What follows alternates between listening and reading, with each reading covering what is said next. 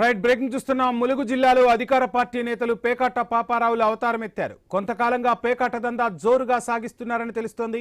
పేకాడుతూ జిల్లా బ్లాక్ కాంగ్రెస్ అధ్యక్షుడు ఈర్ష్యవడ్ల వెంకన్నతో పాటు పలువురు నేతలు చిక్కారు. అధికార పార్టీకి చెందిన నేతలు కావడంతో చర్యలు తీసుకోవడానికి పోలీసులు వెనకాడుతున్నారన్న ఆరోపణలు గుప్పుమంటున్నాయి. పోలీసుల వైఖరిపై స్థానికులు విమర్శలు వ్యక్తం చేస్తున్నారు.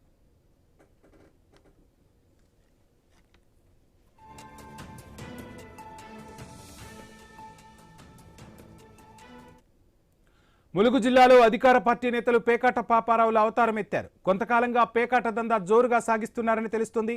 పేకాడుతూ జిల్లా బ్లాక్ కాంగ్రెస్ అధ్యక్షుడు వెంకన్నతో పాటు పలువురు నేతలు చిక్కారు. ఇదే అంశానికి సంబంధించి ఫుల్ డీటెయిల్స్ మా తెలంగాణ బ్యూరో చీఫ్ కిరణ్ అందిస్తారు.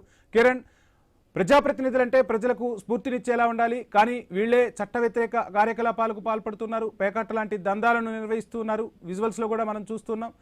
ఒకవైపు ప్రజాప్రతినిధులు ఈ విధమైన చర్యలు తీసుకుంటూ ఉంటే వాళ్లపై చర్యలు తీసుకోవడానికి పోలీసులు వెనకాడుతున్నారన్న ఆరోపణలు కూడా గుప్పమంటున్నాయి. కాంగ్రెస్ అధిష్టానం ఈ అంశంపై ఏమైనా సీరియస్ గా యాక్షన్ తీసుకునే అవకాశం ఉందా? ఏం జరగబోతుంది అనుకోవచ్చు? వంశీ, ములుగు జిల్లాలో అధికార పార్టీ నేతల వ్యవహారం చర్చనీయాంశంగా మారిందని చెప్పొచ్చు. పేకాడుతూ కెమెరాకు చిక్కినటువంటి వైనంపై కూడా ఇటు సర్వత్రా విమర్శలు అయితే వస్తున్నాయి. ఎందుకంటే చాలా అందరికీ ఆదర్శంగా ఉండాల్సినటువంటి అధికార పార్టీ నేతలు పేకాట ఆడుతూ ఇట్లా కెమెరాకు చిక్కడంపై కూడా ఇటు ప్రజల నుంచి కూడా అనేక విమర్శలు వస్తున్నటువంటి పరిస్థితులు మనం చూస్తా ఉన్నాం. మన స్క్రీన్ పై చూస్తా ఉన్నాం. చాలా అంటే పదుల సంఖ్యలో అక్కడ పేకాట పాపారావుల అవతారం ఇచ్చినటువంటి అధికార పార్టీ నేతలు రోజుకు లక్షల రూపాయలు చేతులు మారుతున్న వారి నుంచి లక్షల రూపాయల చేతులు మారుతున్నట్టు కూడా తెలుస్తా ఉంది. అయితే ములుగు జిల్లాకు సంబంధించి ఏటూరు నాగారం పిఎస్ పరిధిలో ఈ వ్యవహారం జరిగినట్టు కూడా తెలుస్తా ఉంది.